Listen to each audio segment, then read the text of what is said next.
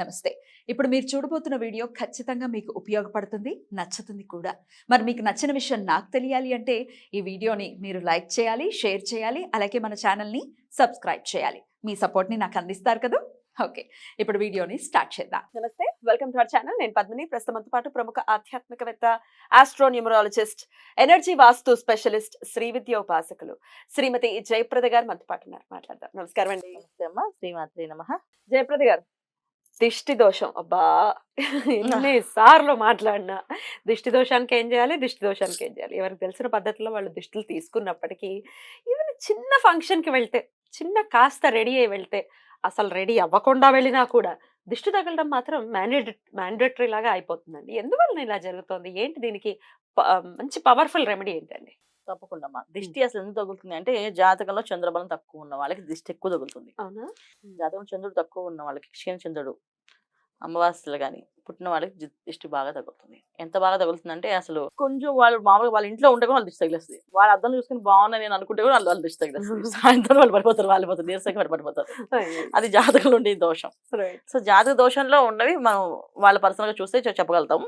మామూలుగా దిష్టి అనేది ఎందుకు వస్తుందంటే, జనరల్ గా ఎవరికైనా సరే దిష్టి అనేది కాకుండా బయటికి వెళ్ళి వస్తున్నప్పుడు అందరు ఏంటంటే పరిశుభ్రత పాటించడం తక్కువైపోయింది. అశౌచాలు ఎక్కువగా ఉన్నాయి. అంటే మంత్లీ ప్రాబ్లమ్స్ కలుపుకోవడం కానీ, హాస్పిటల్ నుంచి వస్తూ అక్కడ చనిపోతే వాళ్ళు చూసి వస్తూ కానీ చేస్తూ కానీ, వాళ్ళు మామూలుగా మనం పూర్వం అయితే ఏంటి, వెళ్ళి వస్తే ఖచ్చితంగా స్నానం ఆచరించాక తినేవాళ్ళమే.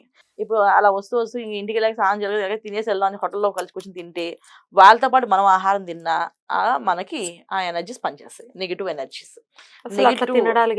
చేయకూడదు. ఇంటికి వచ్చి స్నానం చేయాలి. స్నానం ఫస్ట్ స్నానం అయిపోవాలి, తలస్నానం చేసుకోవాలి. సో ఈ మంత్లీ ప్రాబ్లమ్స్ ఉన్నప్పుడు బయటికి వెళ్ళకుండా ఉంటేనే ఉత్తమం.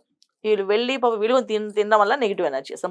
మనకి పూర్వము సైంటిఫిక్ రీజన్ ఏంటంటే, బయటికి వెళ్ళడం వల్ల ఏమవుతుందంటే నెగిటివ్ ఎనర్జీ బాగా ఎక్కువ అవుతుంది వల్ల వీళ్ళకి ఎక్కువ ఇబ్బందులు కలిగే అవకాశం ఉంటుంది కనుక వెళ్ళదని చెప్పేవాళ్ళు. కానీ ఇప్పుడు వెళ్ళకుండా ఇప్పుడు అందరూ వర్కింగ్ ఉన్నారు, తప్పట్లేదు, వెళ్తున్నారు.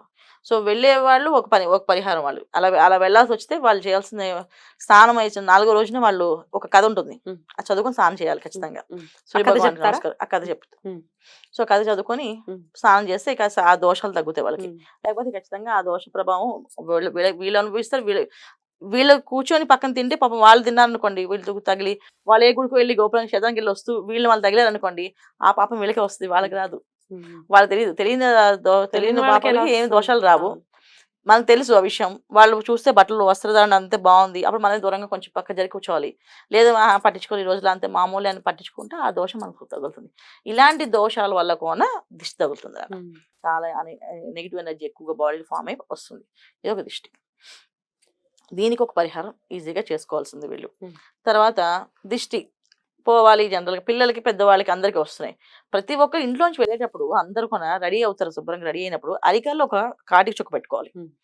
తర్వాత చిన్న పెద్ద తేడా లేదు, ఎవరైనా సరే అరికాల్లో ఒక కాటి చుక్క పెట్టుకోవాలి. ఇలా పెట్టుకోవడం వల్ల ఏంటంటే నెగిటివ్ ఎనర్జీ దగ్గర రాకుండా ఆగుతుంది. తర్వాత ఇంకొక కాటి చుక్క ఇక్కడ కుడి చెవి వెనకాల ఒక చుక్క పెట్టాలి, కొంచెం పెద్దగా కనిపించినట్టుగా ఇక్కడ పెట్టుకోవాలి.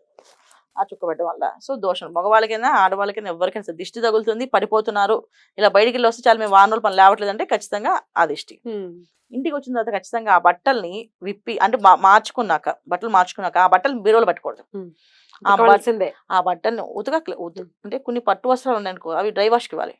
సో డ్రై వాష్కి ఇచ్చే బట్టలు ఉన్నాయి కదా, వాటిని మాత్రం ఉప్పుతో దిష్టి తీయాలి. బట్టలు మార్చుకుని వీళ్ళు ఆ బట్టలు తీయాలి ఫస్ట్. సో చాలా మంది తెలియదు ఏంటంటే, ఆ బట్టలు మళ్ళీ తీసుకెళ్ళి మడత పెడతారు, 2 ఐరన్ చేసి మళ్ళీ కట్టుకుంటారు మళ్ళీ ఫంక్షన్స్ కి. ఆ సారీస్ ని కానీ డ్రెస్సెస్ కానీ అన్ని డ్రై వాష్ బట్టలు వేసుకుంటారు. సో దానివల్ల ఏంటంటే ఆ నెగిటివ్ ఇంకా ఫామ్ అయ్యి ఇంకా పెరిగి మళ్ళీ ఇబ్బంది పడతారు. సో అందుకని ఏంటంటే బట్టలన్నీ కూడా మార్చుకున్నాక ఆ బట్టలన్నీ ఒక కుప్పలో పెట్టి అక్కడ ఉప్పుతో ఆ బట్టలకు దిష్టి తీయాలి. రాళ్ళుప్పుతో తీసేసి నీళ్ళల్లో వేసేయాలి. సో ఉప్పుని కింద పడేయకూడదు. కింద పడేసిన తొక్కిన ప్లేస్ పడేసిన, మనం కాలి ప్లేస్ పడేసిన ఎముడు కళ్ళతో ఎత్తిస్తాడు. యమలోకంలో కళ్ళతో ఎత్తిస్తాడు. కళ్ళతో ఎత్తాలి ఉప్పుని మొత్తం. నువ్వు పారేసావు అక్కడ కింద పడేసే ఉప్పుని కళ్ళతో ఎత్తు అని చెప్పేసి. సో అందుకని ఖచ్చితంగా ఉప్పు తీసేస్తే అది ఇలా విసిరేయకండి, ఒక నీళ్ళలో వేసేయండి. ఒక జగ్గు నీళ్ళు పెట్టి బాల్కన్లో సింక్ లో అదే అన్న సింక్ లో వేసి కింద వేసినట్టే లెక్క కావాలి. సో అందుకని చెప్పేది. ఇవాళ బయట అంటే ఏంటుంది, సింకులోని లేకపోతే బాల్కన్లో వేసేస్తుంటాం కదా, అలా కాకుండా ఒక నీళ్ళలో ఒక జగ్గు నీళ్ళు బయట ఫస్ట్ పెట్టేసుకొని ఈ ఉప్పు దిగదూచి ఆ నీళ్ళు ఉప్పులో వేసేది. సో ఉప్పు దాంట్లో వేస్తే ఆ నీళ్ళు ఉంటాయి కదా, ఆ నీళ్ళు మట్టి కుండీలో పోసేయాలి. అంటే మొక్కలో ఉన్న కుండీలో కదా, మళ్ళీ మొక్క పాడైపోతుంది. మొక్క ఈ దిష్టి అంతా దాని తగిలి పాప అది నిద్రపోతుంది. అందుకని ఉట్టి మట్టి కుండి, ఖాళీ కుండి ఒకటి పెట్టుకోవాలి ఇంట్లో, బాల్కనీలో ఒకటి. ఆ కుండీలో ఆ నీళ్ళు పోసేయాలి అంతే. సో దాంతో ఆ దిష్టి పోతుంది అక్కడితో. ఇది ఒకటి ఫస్ట్ రెమెడీ. రెండో రెమెడీ, వీళ్ళు తీసుకోవాలి దిష్టి శుభ్రంగా.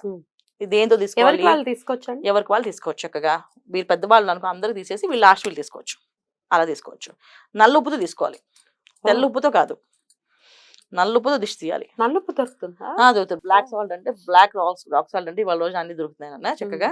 ఆ నల్లుప్పుతో తీయాలి. నల్లుప్పుని బాగా నెగిటివ్ లాగేస్తుంది మొత్తం, ఎంత పెద్ద నెగిటివ్ అయినా లాగేస్తుంది. పిల్లలకు కూడా పాపం, పిల్లలకు నల్లుప్పుతో తీయాలి. అంత అందరూ మనం రాళ్ళు ఉప్పు తెల్లుప్పుతో చేస్తాం కదా, తెల్లుప్పు బట్టలకు తీయాలి.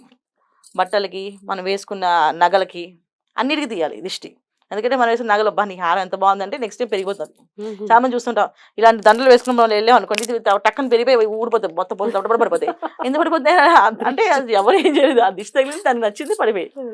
సో అందుకే ఏం చేస్తే ఫస్ట్ మనకి బంగారానికి, సో బంగారం వేసుకుని వెళ్ళినా, బంగారం దిష్టి వెళ్ళినా బంగారం వెళ్ళిపోతుంది, ఉండదు. అందుకని ఫస్ట్ మనం బంగారానికి, బట్టలకి తీసుకున్నాక ఫైనల్గా మనం నల్లుపుతో దిష్టి తీసుకోవాలి. అప్పుడు నీళ్ళలో వేసాలి. అది కూడా మొక్కలో లేకుండా ఒక కుండీలో వేసేసేయాలి. ఇది ఒక పరిహారం. అది ఇంకొక పరిహారం ఏంటంటే, మనం ఎప్పుడైనా బయటికి వెళ్ళాలి అంటే పచ్చకర్పూరాన్ని ఎప్పుడు కొన్ని ట్రావెల్ చేయాలి, మన దగ్గర పెట్టుకోవాలి. పచ్చకర్పూరం కొంచెం పౌడర్ చేసేసి, ఆ పౌడర్ కొంచెం మనం ఇలా ఒంటి ఇలా రాసేసుకున్నా, లేదా బట్టలు రాసుకున్నా, మాకు ఆ స్మెల్ పడదండి అంటే చిన్న పొట్లం కట్టేసుకుని బ్యాగ్లోని, హ్యాండ్ బ్యాగ్లో పెట్టుకోవాలి. అది ఏ రోజు కావచ్చు తీసేయాలి. మళ్ళీ ఆ పొట్లాన్ని అలా కంటిన్యూ చేయకూడదు. కొంచెం ఒక ఇంత మిశ్రమం, ఎక్కువ అక్కర్లేదు, పెట్టుకొని తీసి పడేయాలి నీళ్ళలో. డస్ట్బిన్ వేయకూడదు. ఏది కూడా పెద్ద మనం పరిగెడ సుగంధ ద్రవ్యాలు కానీ, ఉప్పులు కానీ, ఇవన్నీ కూడా మనకి మంచి చేసేవి అవన్నీ, అవి పడే వాటర్లో వేయాలి. పచ్చకర్పూరం మన దగ్గర ఉండడం వల్ల ఏమవుతుందంటే, పచ్చకర్పూరానికి ఆహారం అందుకే వేస్తారు. ఆహారం ఏదైనా పొరపాటున క్రిమికీటకాలు పడినా వాటి వల్ల మనకు విషయం పాయిజన్ అవ్వకుండా దానికోసం పచ్చకర్పూరం వేస్తాం వంటల్లో. దానికి ఆ శక్తి ఉంటుంది పచ్చకర్పూరానికి. క్రిమికీటకాల వల్ల వచ్చే నష్టాలని ఆ పాయిజన్ అవ్వకుండా, ఆహారం పాడవకుండా ఉంటుంది. సో అందుకని మనకి ఏమున్నాయి, ఈ పచ్చకర్పూరం మనం పట్టుకొని వెళ్ళడం, క్యారీ చేయడం వల్ల ఏమంటే, ఎటువంటి దోషాలు ఉన్నా, వాళ్ళకి ఎటువంటి అంటే అశోచాలు ఉన్నా మనకేం తగలవు. సో ఆ పచ్చకర్పూరం రాసుకోవడం వల్ల కానీ, తీసుకెళ్ళడం కానీ, ఇది చేస్తే అంటే అసలు మీరు ఒకసారి చేసి చూడండి. అసలు ఎలా యాక్టివ్గా ఉంటారు అంటే, వెళ్ళినప్పుడు ఎంత యాక్టివ్గా ఉంటారు, వచ్చినప్పుడు అంత యాక్టివ్ ఉంటారు. మనకు అసలు డిఫరెన్స్ కూడా తెలియదు, అంత హాయిగా ఉంటాం. సో ఇవి పోతాయి దోషాలు. ఈ విధంగా చేసుకోవచ్చు చక్కగా. బ్యూటిఫుల్. దిష్టి దోషాలు అంటే ఇవి డెఫినెట్ గా ఇవి మీరు పచ్చకర్పూరం అని చెప్పారు, తర్వాత బట్టలకు కూడా తీసుకోవాలి అని చెప్తున్నారు. తెలియదు నిజంగా. బట్టలకి తీసుకోవాలి, నగలకు కూడా తీసుకోవాలి. నగలకైతే ఇట్లా ఉప్పు నీళ్ళలో వేయటం లాంటిది కూడా చేస్తుంటారు, అలా చేయొచ్చా? అక్కడ దిష్టి తీసి సరిపోతుంది, ఉప్పు నీళ్ళలో వేసుకోవచ్చు. ఇప్పుడు గోల్డ్ లోన్ నుంచి వచ్చిన తర్వాత ఉప్పు నీళ్ళలో వేసి కాస్త క్లెన్స్ చేస్తారు. వన్ డే అంత ఉంచాలి. వన్ డే అంతా ఉప్పు నీళ్ళలో వేసేయాలి, వేసి ఉంచాలి. సో ఈ స్థానాలు, గురు స్థానాలు కనుక, హృదయ స్థానాలు ఇవన్నీ కూడా విష్ణు సంబంధించిన, గురు సంబంధించిన స్థానాల వల్ల బంగారం ఎప్పుడు వేస్తుంటే అది ఆయుష్ పెరుగుతుంటది వాళ్ళకి. వెండి వేయకూడదు.